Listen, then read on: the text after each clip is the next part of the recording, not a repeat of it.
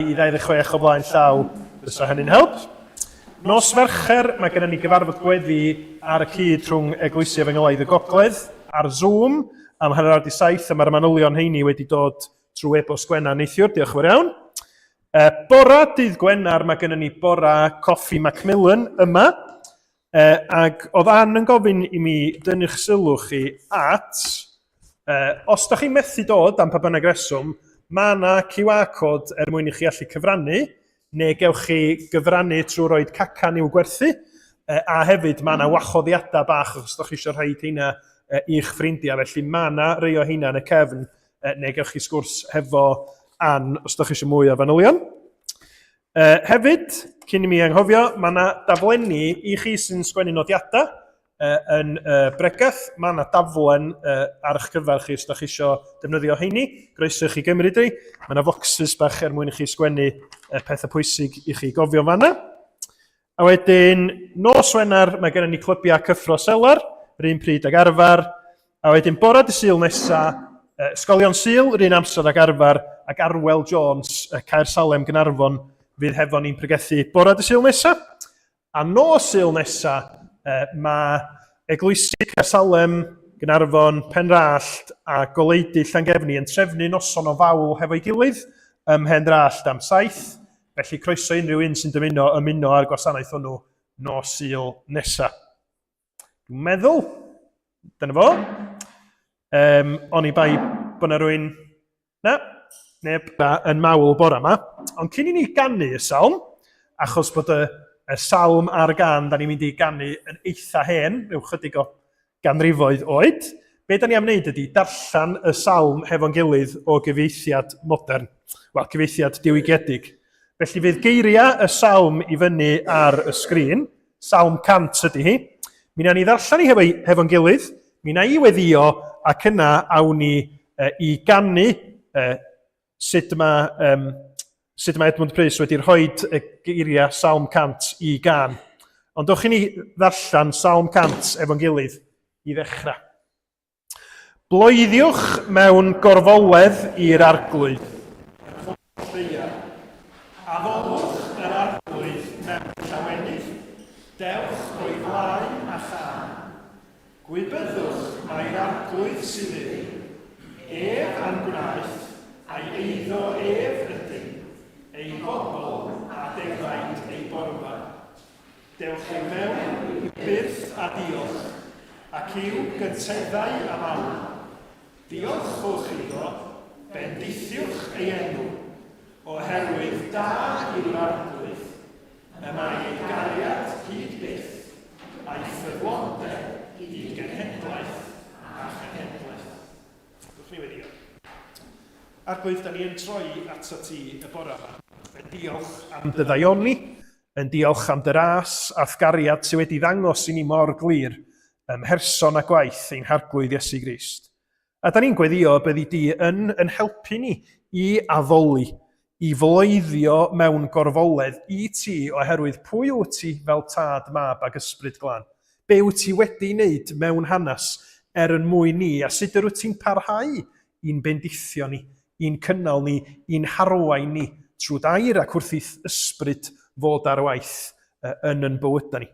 Da ni'n gofyn felly y byddi di a thlaw arna ni wrth i ni addoli y bore yma. Ym mhob rhan o'r gwasanaeth, yn y canu, yn y gweddia, yn y darllan, yn yr ysgol Sul, wrth i ni ddod at fwrdd y cymyn, da ni'n gofyn y byddi di yn cael y lle blaena yn meddwl ni. Y byddwn ni arglwydd yn barod i ymateb i ti, yn barod i ryfeddu at pwy wyt ti, ac arglwydd gymaint ag yr yda ni angen dyfaddeuant di. Angen gwaith dysbryd di i ni fod yn tyfu yn debycach i ti, yn methiant, y brwydra yr ydyn ni'n mynd trwyddyn nhw. Felly, cliw yn gweddi ni os gweli di fod yna bendithia ni a phawb sy'n cyfarfod yn enw Iesu Grist bore yma mwyn i ni gael yn adnewyddu i fyw trwy'r wythnos yma dy glod di. Arglwydd, trigar ha, maddau ni bob pechod a bai, plis, wrth i ni ofyn hyn yn enw ac yn heiddiant sy'n harglwydd Iesu Grist. Amen. Felly, dewch i ni ganu geiriau Edmund Pris hefyd gilydd i'r arglwydd cenwch lafar glod A gwnewch i fuddod llawen fryd, dowch o flaen Duw a pheraidd dôn, drigolion deiar fawr i gyd.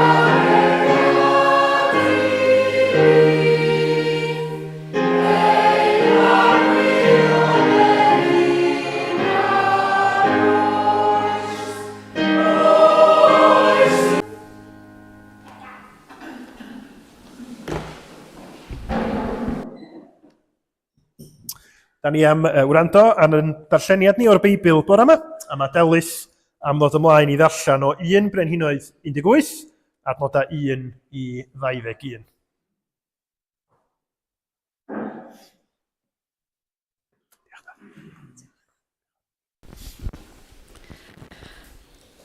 Ar ôl amser hir, yn ystod y drydedd flwyddyn o sychder, dyma'r arglwydd yn dweud wrth Elias, dos a dangos dy hun i Ahab. Dwi'n mynd i anfon glaw ar y tir. Felly dyma Elias yn mynd i weld Ahab. Roedd y newyn yn ddrwg iawn yn Samaria bryd hynny. Dyma Ahab yn galw Obadeia, y swyddog oedd yn gyfrifol am redeg y palas. Roedd Obadeia yn ddyn oedd yn addoli'r arglwydd yn ffyddlon. Pan oedd Jezebel yn lladd proffwydi'r arglwydd, roedd Obadeia wedi cymryd 100 o proffwydi a'i cuddio nhw fesul 50 mewn 2 ogof, ac roedd yn rhoi bwyd iddyn nhw a dŵr i'w yfed. Dyma Ahab yn dweud wrth Obadeia, rhaid i ni fynd trwy'r wlad i gyd, at bob ffynon a nant. Falle dawn ni o hyd i ychydig borfa i gadw'r ceffylau a'r milod yn fyw, yn lle bod rhaid i ni golli bob anifail. A dyma nhw'n rhannu'r wlad gyfan rhyngddyn nhw. Aeth Ahab i un cyfeiriad, a dyma Obadeia yn mynd i'r ffordd arall. Wrth i Obadeia fynd ar y ffordd, dyma Elias yn dod i'w gyfarfod. Dyma Obadeia yn nabod Elias, a dyma fe'n plygu ar ei luniau o'i flaen a dweud, ai ti ydi go iawn fy meistr Elias? Ie, fi ydi medda Elias. Dos i ddweud wrth dy feistr fy mod i yn ôl. Dyma Obadeia yn ateb. Beth dwi wedi wneud o'i le? Wyt ti eisiau Ahab fy lladdu? Mor sicr y bod yr arglwydd dy Dduw yn fyw, mae fy meistr wedi anfon i bob gwlad a theyrnas i chwilio amdana ti. Os dyn nhw'n dweud y fod ti ddim yno, mae'n gwneud iddyn nhw dyngu llwy bod nhw heb ddod o hyd i ti. A dyma fi'n dweud wrtho, dos i ddweud wrth dy feistr, mae Elias yn ôl. Y funud byddai i'n dadel di, bydd ysbryd yr arglwydd yn dygario di ffwrdd i rywle, a fydd gennai ddim syniad i ble, os mae ddweud wrth Ahab fy mod i wedi dy weld ti, a gyntaf wedi methu dod o hyd i ti, bydd yn fy lladdu. Dwi wedi addoli'r arglwydd yn ffyddlon ers pan oeddwn i'n fachgen. Oes neb wedi dweud wrtho ti beth wnes i pan oedd Jezebel yn lladd proffwydi'r arglwydd? Gwnes i guddio 100 o broffwydi, fesul 50 mewn 2 ogof, a rhoi bwyd iddyn nhw, a dŵr i'w yfed. A nawr, dyma ti'n gofyn i fi mynd i ddweud wrth Ahab, mae Elias yn ôl, bydd yn fy lladdu. Ond dyma Elias yn addo iddo. Mor sicr y bod yr arglwydd holl bwerus yn fyw, y Duw dwi'n ei wasanaethu, byddai'n cyfarfod Ahab heddiw. Felly, dyma Obadiah'n mynd i ddweud wrth Ahab, a dyma Ahab yn dod i gyfarfod Elias. Pan welodd Ahab Elias, dyma fe'n dweud, ai ti ydy go iawn? Yr un sy'n creu helynt i Israel? Dyma Elias yn ateb. Nid fi sydd wedi creu helynt i Israel. Ti a theulu dy dad sydd wedi gwrthod gwneud beth mae'r arglwydd yn ei ddweud. A ti wedi addoli delwau o Baal. Dwi eisiau ti gasglu pobl Israel i gyd at ei gilydd wrth fynydd Carmel. Tyrda'r holl broffwydi mae Jezebel yn ei cynnal yno. 450 o broffwydi Baal a 400 o broffwydi y dduwies Ashera. Felly, dyma Ahab yn anfon neges at holl bobl Israel a dod â'r proffwydi i gyd at ei gilydd i fynydd Carmel. Dyma Elias yn sefyll o flaen y bobl i gyd a gofyn iddyn nhw, am faint mwy dych chi'n mynd i eistedd ar y ffens? Os mae'r arglwydd ydy'r Duw go iawn, dilynwch e. Ond os mae Baal ydy e, dilynwch hwnnw. Ddywedodd neb yr un gair.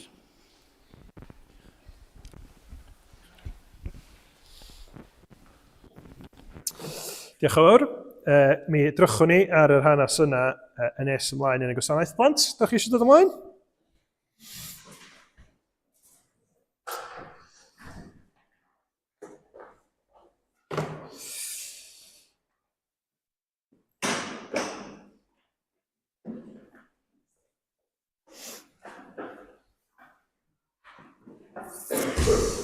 Iawn.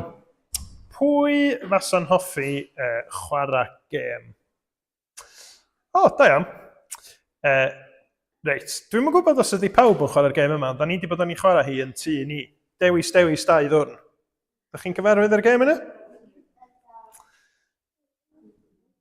Llio, ti eisiau egluro sut mae'r gêm yn gweithio? Neu ti eisiau fi wneud? Go on ta.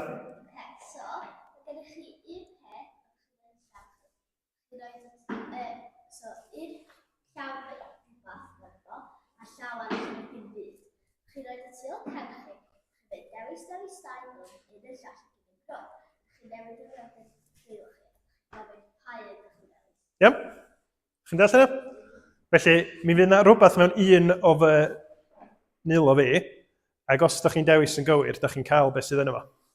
Iawn? Reit, ydych chi'n barod? Dewis 2 ddwrn, un y sgwar a llall yn gron. Dwi'n yn gwybod beth mae hynna'n meddwl. Ond ydych chi'n gyda dewis pa ddwrn? Ydych chi'n meddwl mae yna rhywbeth yna fo?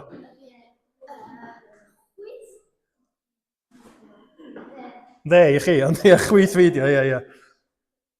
Pawb gyda hwn? Wel, dyna ni siom, so chi wedi cael 5 ceiniog gyda ni. Do, dwi'n gwybod, ond mae'n anodd chwarae'r gêm yna'n dorfol. Na i roed opsiwn arall i chi, iawn? Ond dwi eisiau 2 ohonych chi i chwarae'r gêm yma. Dwi'n meddwl na Anna a Cynna nath roed i dylai fyny gynta. Dwch chi fyny? Gewch chi wynebu'ch gilydd. Achos enw'r gêm yma, dwi'n eitha sicr bod chi wedi chwarae hi sawl gwaith o'r blaen. Enw'r gêm yma ydy carreg, siswrn, papur. Rock, paper, scissors. Dach chi'n gwybod sut mae'n chwarae? Yndach. Reit. Felly, yn hawdd iawn, dach chi'n gorfod dewis pa un dach chi'n mynd amdano fo, a'r un sydd yn ennill sydd yn mynd i gael gwobr. Reit. Gwynebwch eich gilydd, a gan i weld. Na ni wneud cynta i 3, ia? Just rhag ofn. Reit. Barod? Ar ôl 3. 1, 2, 3. O, Cynan sy'n ennill hwnna. Okay. Aiwaith? Gwyrach chi? O, Anna, felly hwn ydy'r un sy'n mynd i benderfynu pwy sy'n ennill y wobr. Un. Ia, gan obeithio beth ddim yn gyfartal. Gwyrach chi? O, Anna sydd yn ennill y wobr. Ti'n gwybod beth yw? 5 ceiniog. Na chdi, y gamp i chdi ydy meddwl be yn y byd mawr allu di brynu am 5 ceiniog dyddi yma. Yn y ddwy gêm yna, oeddech chi'n gorfod gwneud penderfyniad, doeddech. Penderfynu pa ddwrn, neu penderfynu pa un o'r 3 opsiwn i fynd amdano fo yn y gêm carreg season papur. Oeddech chi'n gwybod, mae'n debyg bod y gêm yna'n dod o China. Nes i ffeindio hynny neithiwr wrth wneud bach o waith ymchwil diddorol. A mae wedi mynd o gwmpas y byd ers hynny. Ond da chi'n gorfod gwneud penderfyniad, a mae'ch penderfyniad chi yn mynd i arwain at ganlyniadau gwahanol. Os da chi wedi gwneud y penderfyniad cywir, da chi'n ennill y gêm. Os da chi'n gwneud y penderfyniad anghywir, da chi ddim, da chi'n colli. Yn y darlleniad glwson ni gan Delyth rwan, mi oedd o'n gorffan hefo Eseia, y proffwyd yn deud wrth bobl Israel, mae rhaid i chi wneud penderfyniad. Ac oedd o'n benderfyniad lot mwy pwysig na ennill neu ddim 5 ceiniog. Neu unrhyw fath o gêm. Achos oedd y canlyniadau yn enfawr. Nathoch chi sylwi sut nath yr hanes orffan? Be oedd Elias di ddeud? Mae'r adnod i fyny ar y sgrin. Dyma Elias yn sefyll o flaen pobl Israel i gyd a gofyn iddyn nhw, am faint mwy da chi yn mynd i eistedd ar y ffens? Os mae'r arglwydd ydy'r Duw go iawn, dilynwch o, ond os Baal ydy o, dilynwch hwnnw. Ddwedodd neb yr un gair. Mae hwn yn rhywbeth ofnadwy o bwysig i'r bobl yn y cyfnod yma benderfynu.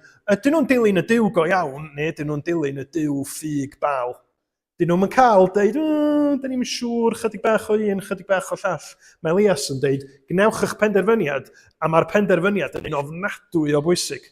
Achos os ydyn nhw yn addoli Duw ac yn credu yn y fo, maen nhw'n cael bywyd, ac os ydyn nhw'n dilyn Baal, dyn nhw ddim yn mynd i gael bywyd. Maen nhw'n mynd i fynd i ddinistr. A mae'r Beibl yn dysgu ni bod pawb ohono ni wrth glywed yr Efengil yn cael yr un opsiwn o mae rhaid i ni ddewis pwy da ni'n mynd i drystio, pwy da ni'n mynd i ddilyn. Ond ydych chi'n gwybod be? Mae yna lot o opsiynau gwahanol yn gallu dod yn bywydau ni. Y peth braf, rheswm mae gynnon ni fel Cristnogion newyddion da, ydy bod ni'n gallu gwneud penderfyniadau anghywir weithiau. Da ni'n gallu gwneud camgymeriadau, ond weithiau da ni'n gwneud penderfyniadau anghywir pan da ni'n trio gwneud nhw.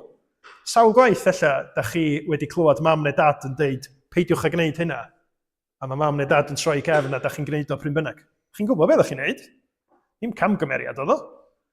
A da ni fel oedolion yn gallu gwneud yr union yn y fath. Da ni'n gwneud pethau, da ni'n gwybod da ni ddim fod i, ond da ni'n just isio. Newyddion da ni ydy, bod ni yn gallu gwneud penderfyniadau anghywir, mae Duw wedi gwneud penderfyniad cyn creu y byd o anfon i fab i'r byd. A mae Iesu wedi dod i'r byd i'n achub ni bod ni yn gwneud penderfyniadau anghywir. Bod ni yn mynd ar gyfeiriad anghywir. A mae'r adnod da chi wedi chlywed fwy nag unwaith, dwi'n siŵr. Geiriau Iesu Grist ydy hyn. Daeth mab y dyn i geisio ac i achub y colledig.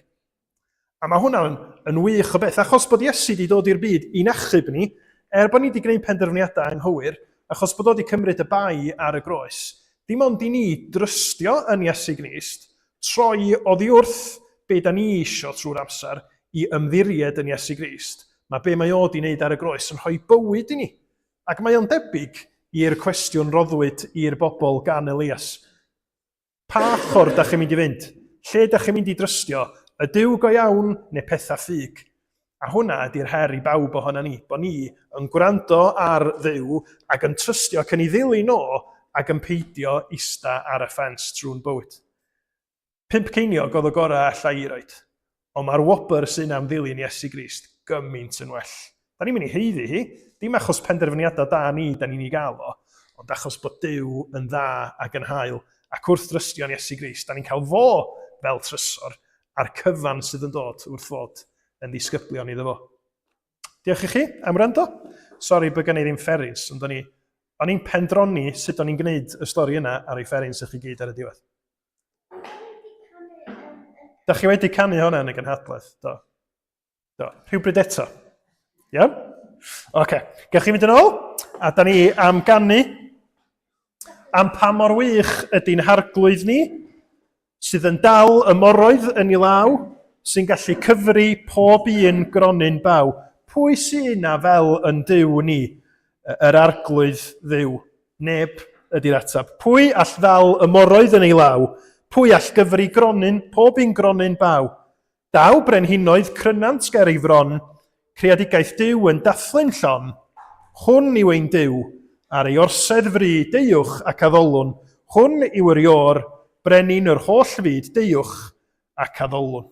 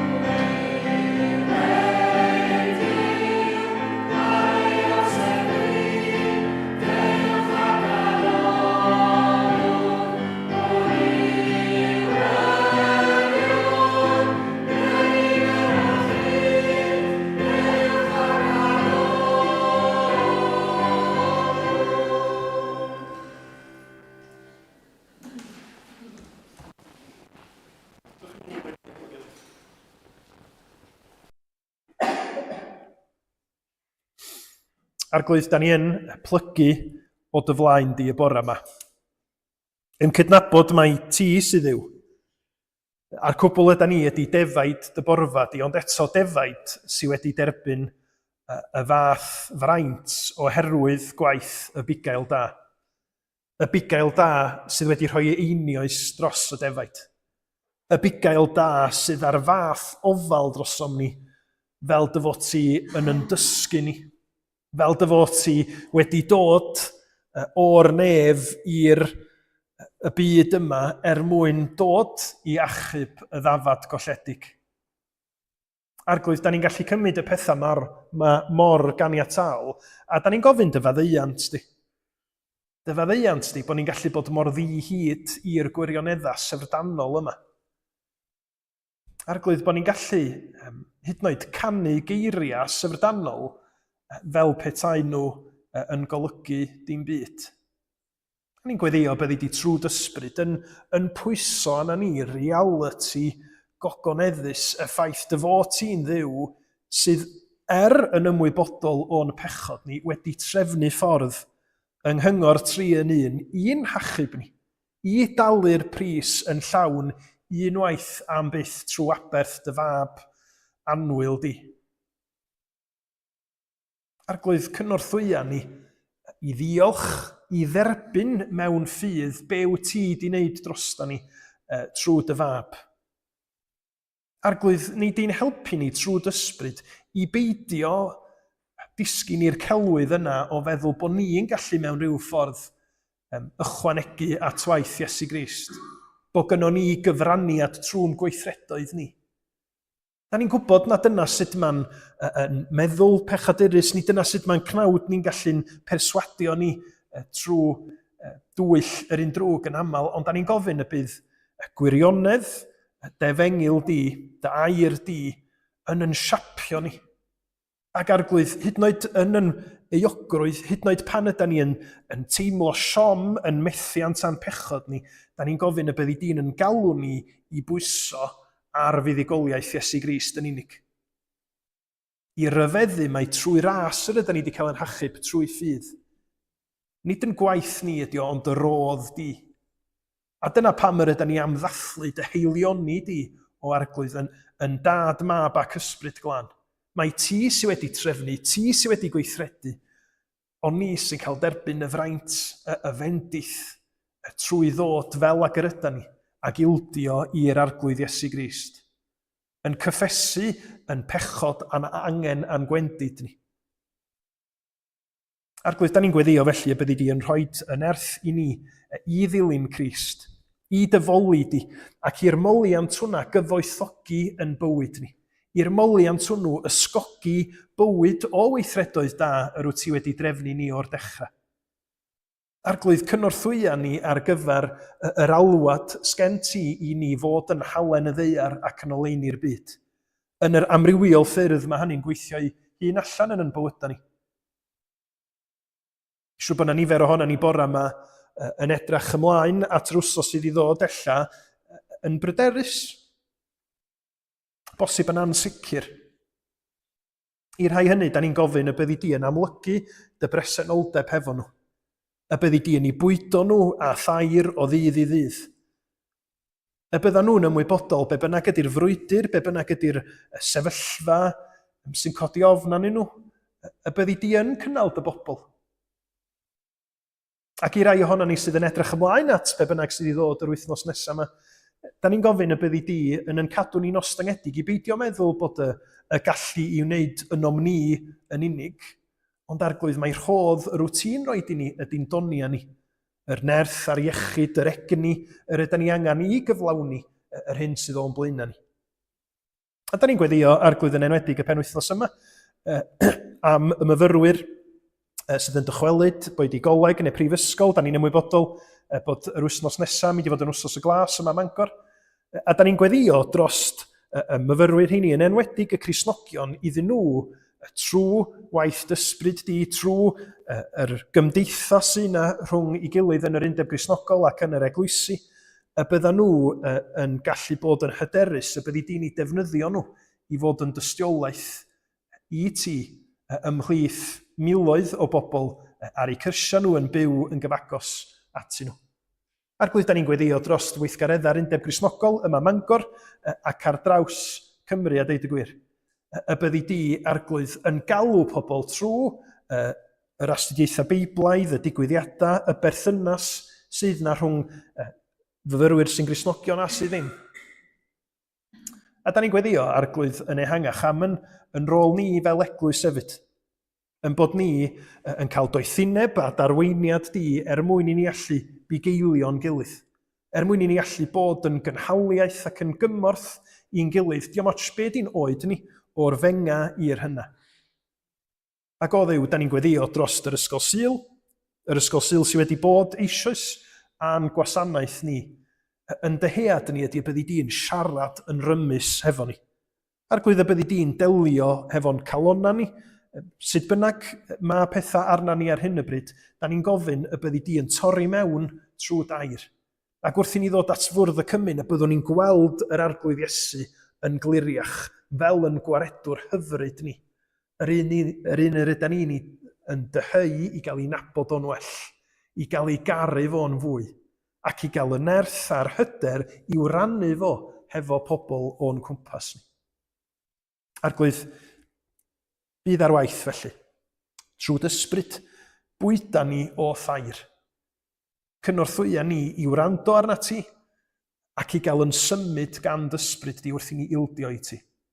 Da ni'n gofyn dy faddeuant di felly am bob pechod, bob hunan gyfiawnder, bob llesgedd sydd yn dillio o natur ni, ac yn gofyn y byddi di yn cael y clod a'r gogoniant trwy gydol heddiw. Da ni'n cyflwyno hyd yn oed yn gweddia tawel personol i ti rwan, ac yn gwneud hynny yn hyderus oherwydd heiddiant ni'n harglwydd Iesu Grist. Amen.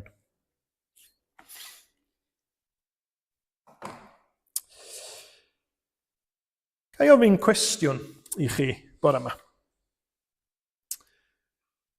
Pryd mae Duw ar waith?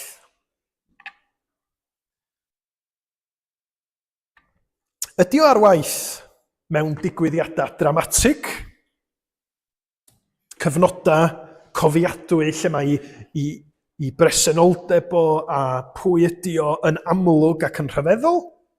Neu ydy Duw ar waith yn y digwyddiadau cyffredin arferol hynny? Y dyddiau eitha di-nod, lle fysa rwy'n yn dweud, dwi'n meddwl bod na ddim byd arbennig di digwydd heddiw. Yr atab Beiblaidd ydy mae Duw ar waith yn y ddau yn dydy. Da ni'n tueddu i feddwl bod o ar waith yn y cyntaf achos mae o'n fwy amlwg, ond mae'r Beibl yn dysgu ni bod Duw ar waith pan mae o'n amlwg a pan nad ydy o yn amlwg. Ac wrth i ni fynd trwy hanes Elias yn 1 Brenhinoedd 18, da ni'n mynd i ganolbwyntio ar y rhan sydd yn dod cyn yr uchafbwynt mawr dramatig. Ond bod ni ddim yn cyrraedd, os liciwch chi'r uchafbwynt yn 1 Brenhinoedd 18 wsos yma, os dyw ei mynd, mi ddown ni ato fo mis nesaf, dwi'n eisiau i chi feddwl na bod yr hyn da ni'n drafod ac yn meddwl amdano fo bore yma mewn rhyw ffordd yn anti-climax. Achos mae gair Duw yn bwysig ac yn fuddiol i ni bob rhan ohono fo. A Steff a fi nos Wener i Wigan i weld gêm rygbi'r gyngrair. A dwi rioed wedi bod mewn gêm rygbi'r gyngrair o'r blaen, oedd Wigan yn chwarae Leeds, ac oedden ni di istan yn seti, a just cyn i'r tîmau ddod allan, oedden nhw'n trio chwipio ni mewn i ryw fath o frenzy o edrych ymlaen at y gêm. Felly o'na DJ yn blastio cerddoriaeth am, yr amser oedden ni yna. A wedyn o'na ddyn ar yr uchel seinydd yn dweud, ydych chi'n barod, mae'r tîm yn dod allan, ac o'na fflama o dan, ac oedd na dan gwyllt, ac oedd o sŵn yn fyddarol, a'r tîm yn dod allan, a'r gêm yn cychwyn. A'r peth rhyfedd oedd, pan gychwynnodd y gêm, mi dawelodd y gerddoriaeth, ac oedd na ryw lol, lle chi'n meddwl, dyma di cychwyn y gêm wan. Ac atha ryw dawelwch dros y stadiwm, fel petai na hwn oedd yr anti-climax ar ôl y build-up i gyd.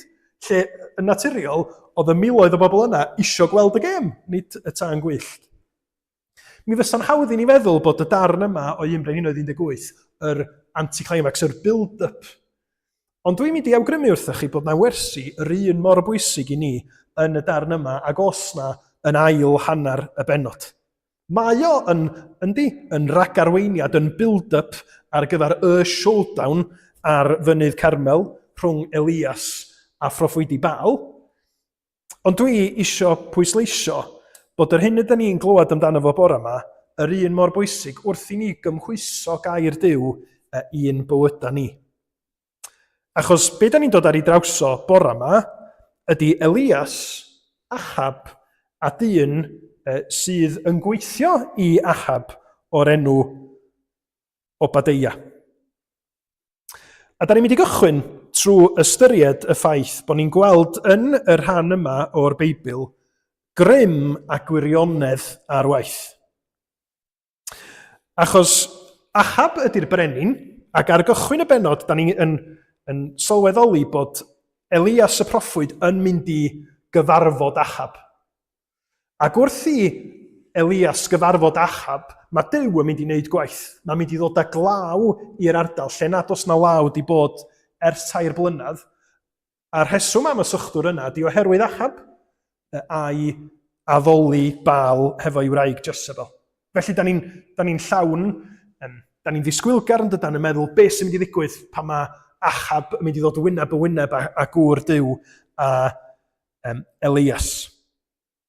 A da ni wrth ystyried hynny yn gweld bod yna rhyw clash yn digwydd yma rhwng gair Duw a phroffwyd Duw Elias ag Ahab brenin Israel. Gan pwy mae'r awdurdod, gan pwy mae'r grym yn y sefyllfa yma. Ac yn y benod mae'r cyfarfyddiad yn dod a da chi'n gweld yr gwrthdaro y clash yn y ffaith bod Ahab yn deud wrth Elias yn adnod 17, pan welodd Ahab Elias, dywedodd wrtho, ai ti sydd yna gythryblwr Israel. Beibl.net sy'n dweud, yr un sydd yn creu helynt i Israel. Mae'r brenin yn gweld y proffwyd yn dod ac yn dweud, chdi di'r drwg yn y caws. Chdi di y broblam yn y wlad yma i gyd. A da ni'n darllen, a da ni'n meddwl, na, hold on, nid Elias ydy cythryblwr Israel, nid achos Elias mae Israel yn y cyflwr ma hi mewn sychdwr, Ahab ydy'r drwg yn y caws, fo di'r broblem, a dyna'n union mae Elias yn ei ddeud yn adnod 18. Nid my fi sydd wedi cythryblu Israel, ond tydi ath deulu drwy wrthod gorchmynion yr arglwydd a dilyn y balim. Grym a gwirionedd, da ni'n gweld awdurdod Ahab fel brenin, ond mae o wedi mynd mor bell i ffwrdd oddi wrth Dduw a gyfuddod i'r arglwydd, nes bod o'n galw Daioni yn ddrygioni. Mae o'n galw gŵr Duw Elias fod i'r broblam yn fama, a mae o'n deud fi di'r atab. Fi a Baal ydi'r atab. A be da ni'n sylweddoli, ac mae o yn ddadlennol iawn, be da ni'n sylweddoli ydy pa mor aml mae hynny yn mynd i ddigwydd yn byd ni. Pam mae yna bobl mewn grym ac awdurdod yn gwrthwynebu gair Duw ac wedi crwydro i roi pethau eraill yn destun addoli, boed o yn genedl, neu'n arian, neu grym yn ddyfoi hun, maen nhw yn aml iawn yn mynd i ddeud, mae'r peth ydw i'n ddeud sydd yn ddrwg go iawn yn dda. Dych chi'n gweld, mae yna swap yn digwydd, mae yna ffeirio yn digwydd. A mae'r Beibl yn dysgu ni bod hwnna'n batrwm sydd yn dod pan yr ydyn ni fel pobl yn troi cefn ar Dduw. Be sy'n mynd i ddigwydd yn amlach na pheidio ydy bod ni'n mynd i wneud yr hyn sydd yn gwbl groes i air Duw. Ac felly yr her i ni ydy sylweddoli be mae Elias yn ei wneud. Mae Elias o flaen y brenin yma sydd yn deud chdi di'r broblem, mae o'n deud na, mae gair Duw yn deud chdi di'r broblem. Achos bod chdi wedi crwydro, achos bod chdi di anufuddhau i air Duw. Da ni'n clywed yn aml y term speaking truth to power. Ond dyna'n union mae Elias yn ei wneud y fama. Mae'n cyhoeddi gair Duw ger bron y brenin Ahab gweitha be mae o yn mynd i olygu iddo fo. A mae hwnna'n her i chi a fi yn dydy. Yn bywyd gwaith, yn yr ymwneud da ni'n gael hefo pobl, pa sawl gwaith da chi wedi bod mewn sgwrs lle mae pobl yn deud, dyma di'r peth cywir i wneud. A da chi'n clywed a da chi'n meddwl, na, Mae'r Beibl yn dweud hwnna di'r peth hollol anghywir i wneud, ond yn rhwydd iawn, mae cymdeithas gyfa yn gallu cael ei gwerthoedd gwbl ffordd arall rownd. Pan ydym ni'n meddwl be ydi gwerth pobl. Ac mae yna fesur yn mynd trwy'r Senedd rwan sydd yn dweud, o mae o'n iawn i bobl ddiweddu bywyd i hunin. A da ni'n darllen y Beibl a da ni'n meddwl, hawl Duw di hwnna, nid ni fel dynoliaeth. Ond da chi'n gwrando ar bobl sydd yn trafod y mater a maen nhw yn ei gyflwyno fo fel, o'na peth da di hyn, ac os da chi'n ei wrthwynebu fo, peth drwg ydych chi'n neud. Be mae'r Beibl yn ei ddeud? Yn pechod, yn gwrthryfel yn erbyn Duw, dyna be da ni'n mynd i wneud. Y Rhufeiniaid 1 yn datgan fel hyn, am bobl yn ei heiogrwydd. Y maent wedi ffeirio gwirionedd Duw am anwiredd, ac addoli a gwasanaethu'r hyn a grewyd yn lle'r creawdwr. Dyna be da ni, neu be mae pechod yn arwain ato fo, troi pethau ben i weirad, galw pethau da Duw yn bethau drwg, a galw pethau drwg yn ôl gair Duw yn dda. A be di'r alwad i ni fel Cristnogion? Eto'n Rhufeiniaid? Peidiwch a dilyn be mae'r byd yn neud.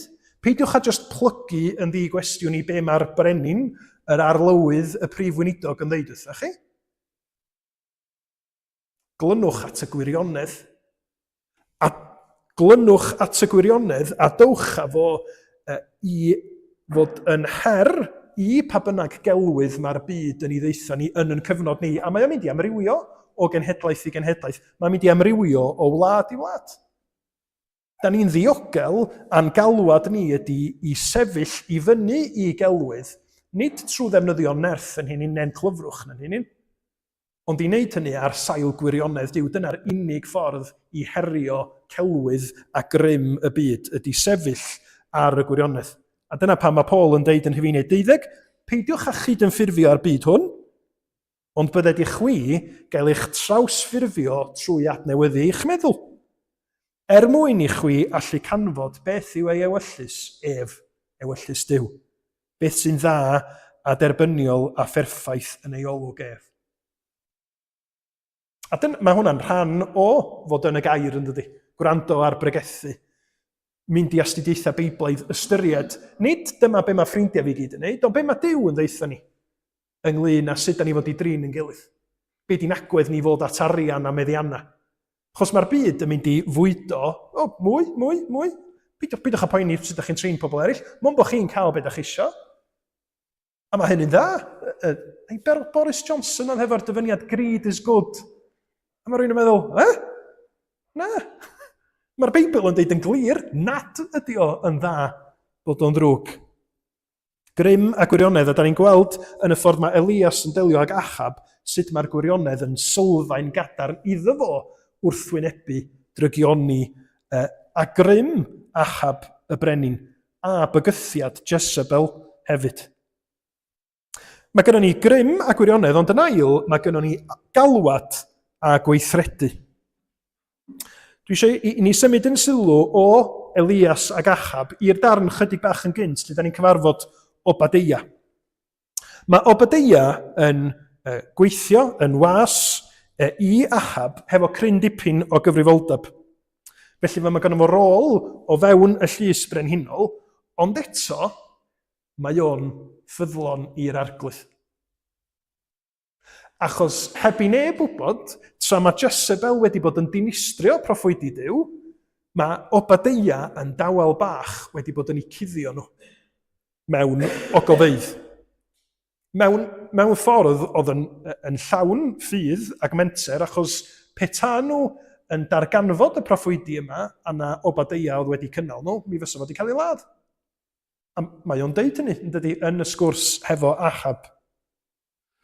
Ond be da ni weld ydy bod Obadeia yn gwneud ei waith yn dawel ac yn y cefndir ac yn bod yn ffyddlon.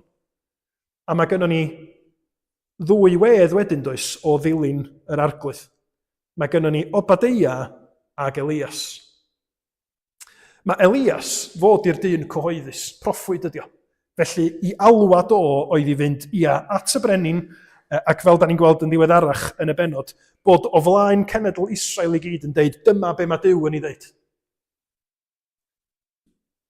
A da ni yn credu bod na alwad benodol i wneud gwaith Duw mewn ffordd benodol heddiw, yndydan? Da ni yn gwerthfawrogi pobl sydd yn mynd yn genhadon ar draws y byd. Pobl sy'n gwneud gwaith Cristnogol, yn dysgu, yn pregethu, a da ni'n gweddio ac yn deud mae hwnna'n rôl bwysig.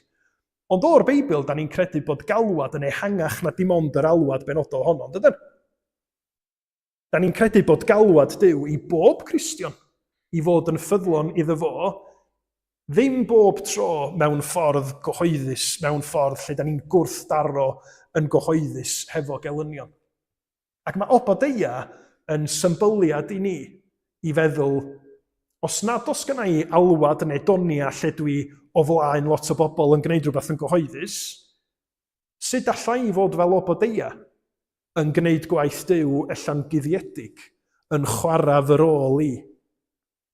A mae o'n gymaint o gysur i ni, dydy, achos mae'n gwneud i ni sylweddoli bod galwad Duw i bob un o'i blant o. Nid dim ond i rhai pobl sydd hefo donia arbennig, ond be bynnag ydy'r donia mae Duw wedi roed i chi, mae yna alwad yn dod. Mae yna alwad i fod yn ffyddlon iddo fo. I fuddhau iddo fo, i chwarae chran chi mewn gymaint o ffyrdd gwahanol. Ac felly'r cwestiwn ydy, sut ydym ni'n gwneud hynny? Mae siŵr y bydd na gyfnodau lle y byddwn ni yn teimlo'n debyg i Obadeia. Yn dweud, dwi wedi gwneud yn rhan i. Elias, ti'n gofyn i fi wneud rhywbeth o'n a dwi'n poeni amdano fo. Dwi'n eitha sicr, os na i wrando anna chdi, y gna i farw, achos dyna be mae Jezebel ag Ahab yn neud i bobl Dduw.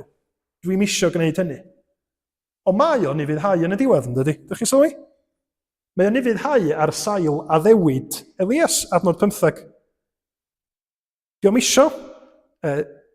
isio trefnu'r cyfarfod rhwng Elias ag Ahab, achos mae'n dweud, dwi'n gwybod beth sy'n mynd i ddigwydd.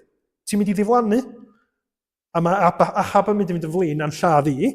Adnod 16, mae Elias yn dweud, cynwyriad a bod arglwydd y lluoedd yn fyw, yr hwn rwyf yn ei wasanaethu, yr rwyf am ymddangos iddo heddiw, yna aeth Obadeia i gyfarfod Ahab a dweud wrtho, ac aeth Ahab i gyfarfod Elias. Diolch moch, os oes gennych chi ofn gwneud y peth yna, da chi'n gwybod mae Duw yn galw chi wneud o, i wneud, gnewch o. Trystiwch yn yr arglwydd. Ella bod na rhywbeth lle da chi'n meddwl, ydy'n ffrindiau mynd i droi cefn arno fi os dwi'n dweud ydy hyn yn iawn?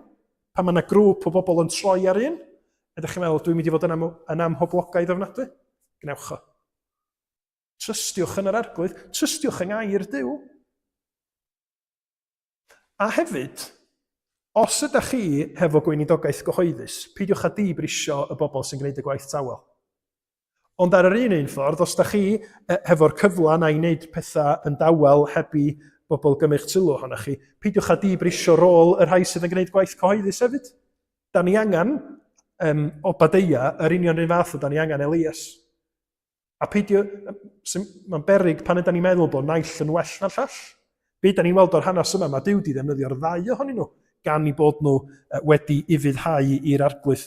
Bod nhw wedi gwneud rhywbeth oedd yn fentrus, oedd yn cymryd cam o ffydd, lle oedd y ddau ohonyn nhw potentially mewn peryg o gael i lladd.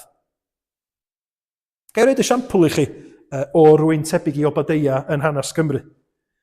Rwy'n dwi'n eitha sicr bod yna neb ohonoch chi wedi clywed amdani. Mi oedd Barbara Parry yn wraig o Lansanan.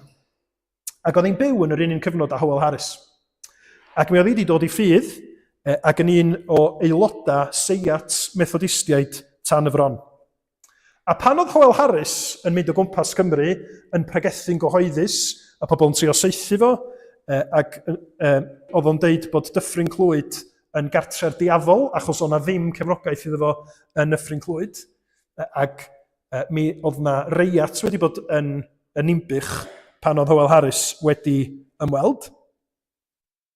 Mi oedd pobl fel Barbara Parry yn ei gefnogi fo, ac yn cynnig llety iddo fo. Merch ifanc oedd Barbara, ac yn 1751, mi ymosodwyd yn ffiadd arni hi yn Nimbych. Achos i bod hi yn dilyn yn un o Seiat y Methodistiaid. Dyma yr mob yn ymosod arni hi, yn tynnu dillad i'n ei chlymu hi, ac yn trio i boddi hi mewn llyn yng nghanol dimbych. Diolch i drefn mi ddoth na bobl i'w gwarchod hi, fel bod ti ddim wedi cael ei lladd, ond mi gafodd yr ymosodiad ffiad yna arni hi y fath sylw nes bod o wedi troi yn achos llys. Mi ath yr achos llys o Rhuthun i lawr at fainc y brenin yn Llundain. Ac mi brofwyd yr achos, ac mi gafodd Barbara Parry iawndal achos bod hi wedi cael i thrin mor wael. Mi gafodd hi arian gan y bobl nath ymosod arni hi yn umbych. Chi'n gwybod be nath hi hefo'r pres? Nath hi roi y pres i Hywel Harris. Yr iawndal oedd hi wedi gael am gael ei thrin mor ffiad jyst achos bod hi'n un o'r Methodistid. Mi roddodd i'r iawndal i Hywel Harris ac mi brynodd Hywel Harris printing press yn Trefeca mwyn iddo fo gallu cynhyrchu mwy o stwff i rannu'r Efengyl. So bron neb heddiw wedi clywed am Barbara Parry. Llwyth wedi clywed am Hywel Harris neu Dan y Roland. Eto, oedd ei chyfraniad tawel di-sylw hi wedi bod yn werthfawr ofnadwy i waith Duw yng Nghymru yn y cyfnod yna. Be amdana ni? Sut ydyn ni yn ymatab i alwad Duw ac yn gweithredu'n ffyddlon fel o bodeia yn sefyllfaoedd penodol ni? Boed mewn gwaith, mewn teulu, neu yn y cyfleoedd mae Duw yn ei roed i ni.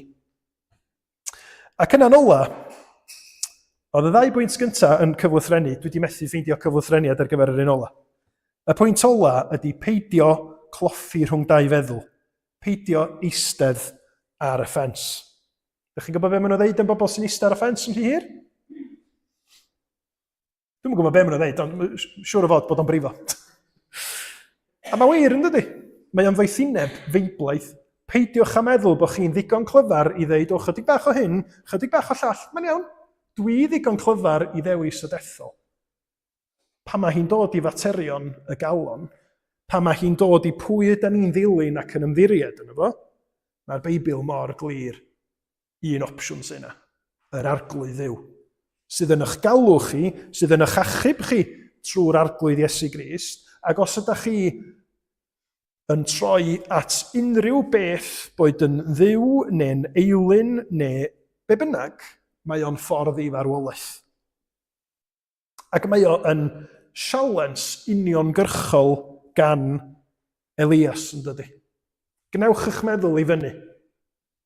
A pan ydych chi wedi dod i'r penderfyniad o pwy ydy'r opsiwr cywir, a dim ond un sy'n yna, mae eisiau chi fyw yn ôl hynny. Pa hyd yr ydych yn cloffi rhwng dau feddwl, os yr arglwydd sydd ddiw, dilynwch ef, ac os Baal, dilynwch hwnnw, ond nid atebodd y bobl air iddo. Mae'r cymal bach yna yn sobri ni gymaint.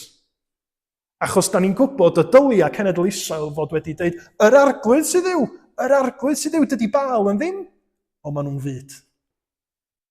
Pam? Mae proffwydi Baal o'i cwmpas nhw. Mae Achab ella yna hefyd. Llwn ni'n dweud hynny. Be sy'n digwydd os da ni'n upsetio'r brenin?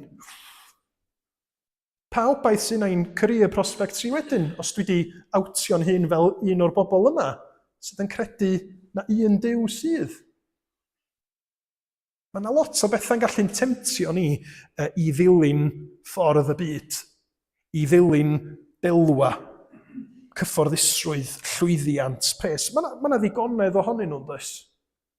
Ond mae rhaid ni allu gweld yn ddigon clir. Os ydy'r pethau yma mynd yn brif beth yn yn bywyd ni, mae'n golygu bod ni wedi troi cefn ar yr arglwydd Dduw. Ella nawn ni ddim deud hynny. Ella nawn ni ddim meddwl bod ni wedi gwneud y cam yna, ond mae'n bywyd ni'n mynd i ddangos o.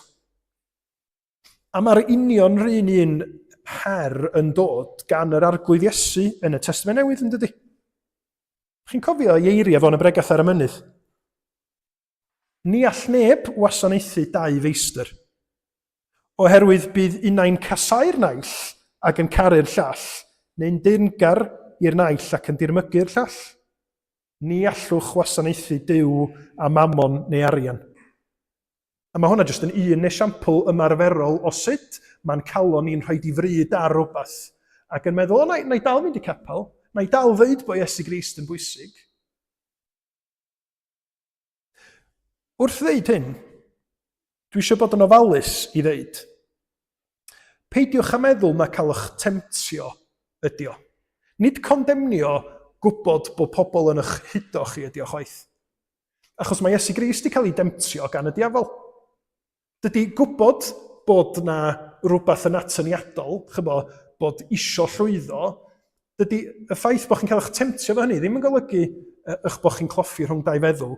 Be sydd wedi digwydd yn fama ydy bod nhw wedi addoli Baal, a bod nhw wedi derbyn Baal i mewn i'w bywydau. Nid jyst cael ei temtio, bod nhw wedi gweithredu. Ac felly'n union i ni, mi fyddwn ni'n cael yn temtio fel y cafodd Iesu hun. Yr alwad ydy bod ni'n brwydro yn erbyn y demtasiwn yna, be bynnag ydi o i chi. Achos mae temtasiwn yn mynd i fod yn wahanol yn dibynnu ar pwy ydy ni. O ran cymeriadau, yn oed, yr sefyllfaoedd fyddwn ni yn efo. A hyd yn oed pan ydyn ni yn ildio i demtasiwn, da ni isio edifarhau, da ni isio syrthio ar yn bai, da ni isio dychwelyd at yr arglwydd Iesu Grist a dweud, maddau fi am ildio i'r temtasiwn yna. Maddau fi am roed gormod o le yn fy meddwl i be mae pobl eraill yn meddwl, yn hytrach na be wyt ti yn ei ddeud yn dair di. Sori arglwydd, bod fi wedi bod yn byw fy mywyd hefo'r elfen yna o pick a mix, ffitio mewn hefo'n ffrindiau ia a dweud bod fi yn dilyn Iesu Grist. Gna fi fod yn un sydd yn byw dy glod di ac yn gweld fy ffrindiau wedyn yn y ffordd gywir, fel rhyw caru a'i cynnal a'i gwasanaethu, ond nid i ildio iddyn nhw i fod yn boblogaeth. A rhyfeddod yr Efengil ydy bod Duw wedi gweithredu hyd yn oed bod ni yn ildio i demtasiwn. Hyd yn oed bod ni yn arbrydiau yn gallu ista ar y ffens. Mae Duw wedi gweithredu drosom ni gan ddeud, wan, dowch atai, da chi wedi gweld unwaith am byth, sut ydw i wedi'ch caru chi, sut ydw i wedi'ch achub chi, ildiwch eich hun i'r arglwydd Iesu. Be mae Rhufeiniaid 5 yn dweud? Oherwydd y mae Crist eisoes yn yr amser priodol a ninnau'n ddiymadferth wedi marw dros yr anniwiol. Go brin y bydd neb yn marw dros sy'n cyfiawn, efallai y ceir rhywun yn ddigon dewr i farw dros sy'n da, prawf Duw o'r cariad sydd ganddo tuag atom ni, yw bod Crist wedi marw drosom pan oeddem yn dal yn bechaduriaid. Ac wrth i ni ddod at y fwrdd y cymyn, dyna ydy y peth sydd i'n sobri ni ynde. Da ni'n mynd i wneud penderfyniadau anghywir. Da ni'n mynd i grwydro fel defaid. Ond mae be mae Duw wedi wneud trwy fab yn gosod rhywbeth unwaith am byth sydd yn mynd i newid pethau'n dragwyddol i ni os ydym ni'n ildio ac yn ymddiried yn efo. A dyna ydy'r gwahoddiad, dyna ydy'r dewis sydd yn dod i ni wrth i ni glwad yr Efengil. Ymatebwch i'r hyn mae Duw wedi wneud trwy gariad yn Iesu Grist, neu os nad ydych chi, fyddwch chi ddim yn cael eich achub, fyddwch chi ddim yn profi bywyd am addeiant, a mi fyddwch bywyd chi'n parhau ar y ffordd i ddinistyr yn eich nerth eich hun. Mae bwrdd y cymyn yn dangos i ni be mae Duw wedi wneud. Y fath ofal sydd ganddo fo dros da ni pan da ni'n mynd i heiddi fo, yr alwad ydy bod ni'n ymatab i hynny mewn ffydd, yn trystio ynddo fo, ac yn ymffrostio yn be mae Iesu Grist wedi wneud dros da ni. A da ni am wneud hynny ar gan i ddechrau cyn i ni ddod at fwrdd y cymyn, wrth i ni ganu am Iesu Grist a'i farwol glwy. Rwy'n dewis Iesu a'i farwol glwy yn frawd a ffriod i mi mwy. Ef yn arweinydd, ef yn ben, i'm dwyn o'r byd i'r nefoedd wen. O dyma un o dwedwch ble y gwelir arall fel efe, a beryn ffyddlon im o hyd ym mhob rhyw drallod yn y byd. Di Baal yn ddim byd, dydy cyfoeth yn ddim byd. Dyn nhw'n mynd i fod yn ffyddlon i ni. Dyn nhw'n mynd i fod yna i ni trwy bob peth, ond mae Crist yn. Dwch ni godi i ganu.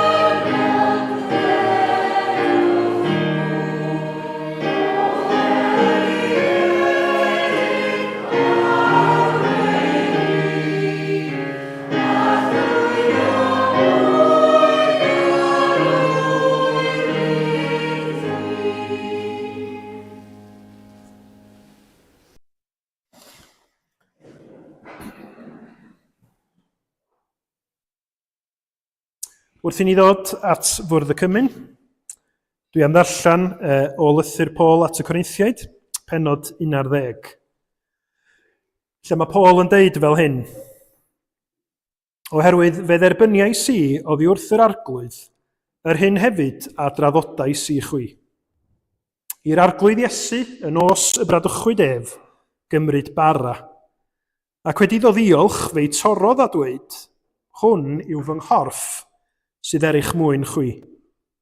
Gwnewch hyn cof amdanaf.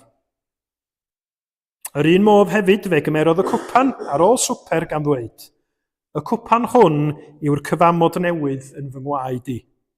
Gwnewch hyn bob tro ar y fwchef cof amdanaf, oherwydd bob tro byddwch yn bwyta'r bara hwn ac yn yfed y cwpan hwn, yr ydych yn cyhoeddi marwolaeth yr arglwydd hyd nes y daw.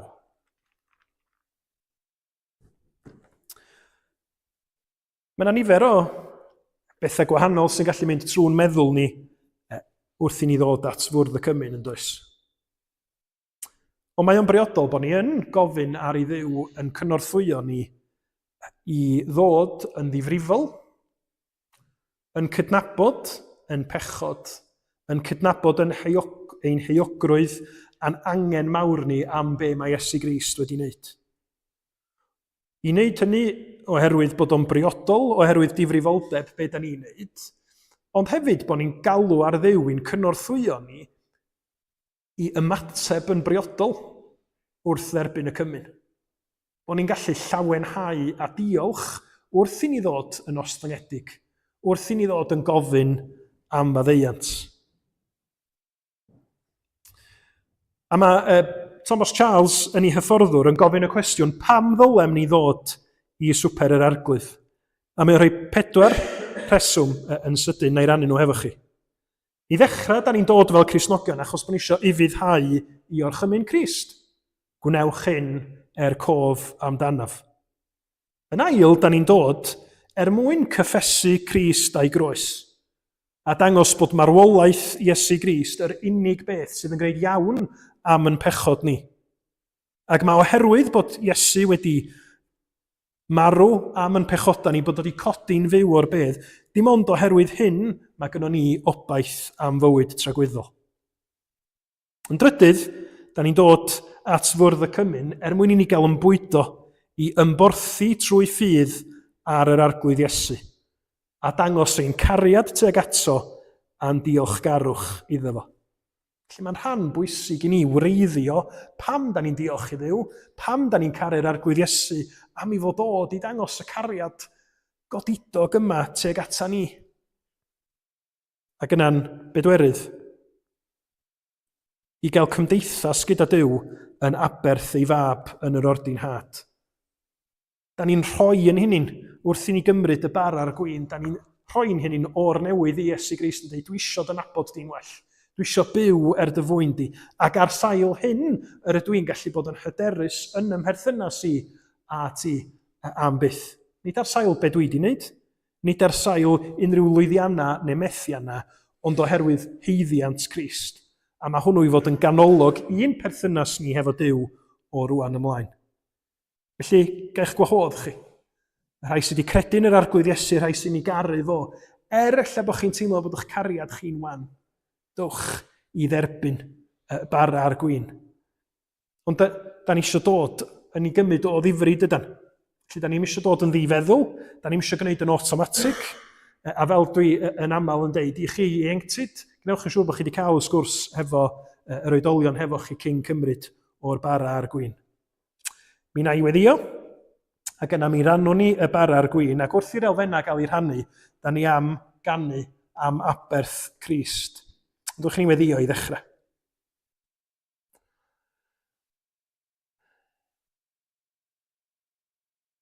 O arglwydd ein Duw, ti ydy'r un hollol sanctaidd a chyfion. Ti ydy'r un da ni eisiau dod ata ti dim ond yn heiddiant Iesu Grist ac yn gwneud hynny yn ostyngedig.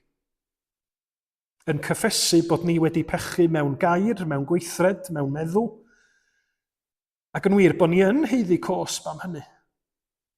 Ond da ni'n dod at ti yn pwyso ar y ffaith bod dy fab annwyl di wedi wynebu'r gosb drosom ni. A da ni'n diolch i ti am yr aberth honno. Da ni'n diolch i ti am y gwaed dywalltwyd ar y groes. Bod corff Crist wedi cael ei ddarnio'n hytrach na'n cyrff ni. Ac yn hynny bod i ni faddeuant, bywyd tragwyddol, gobaith nad os na neb na dim yn gallu gipio oddi wrtha ni. Diolch am berson hyfryd Crist. A da ni'n gofyn y byddi di trwy dysbryd yn amlygu dy hun fwy fyth i ni. Rwan, ond trwy'r wythnos sydd i ddod. Arglwydd bendithia ni, plis. Trigar ha wrtha ni. Byw ha ni a arfoga ni.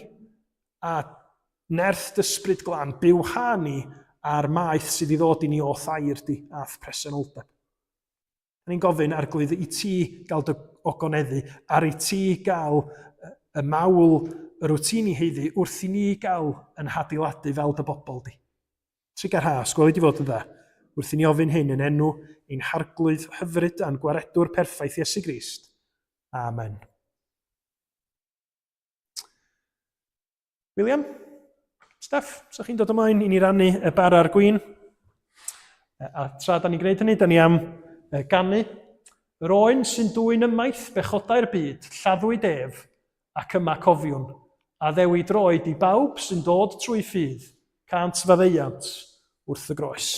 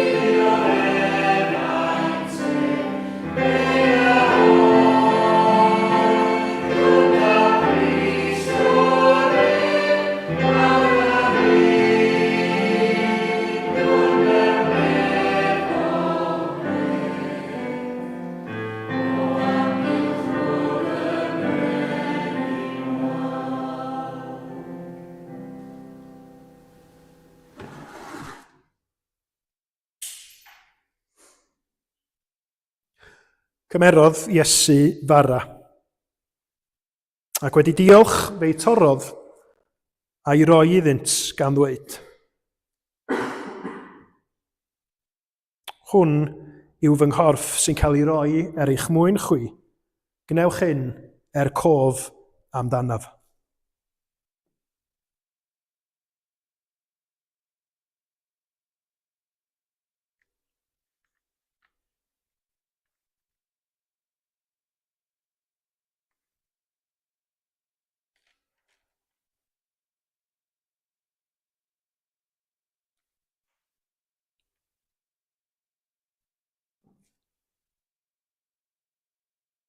Do, carodd Duw y byd gymaint nes iddo roi ei unig fab mwyn i bob un sy'n credu ynddo ef beidio mynd i ddistryw, ond cael bywyd tragwyddol. Amen.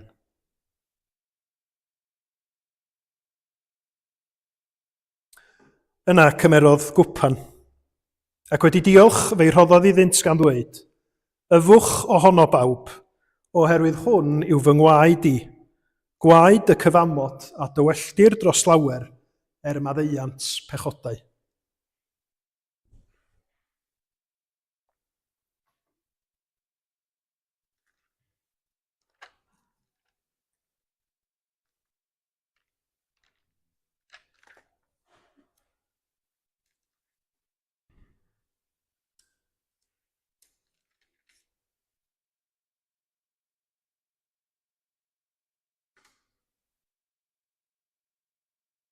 Ond archollwyd ef am ein troseddau ni, a'i ddryllio am ein camweddau ni.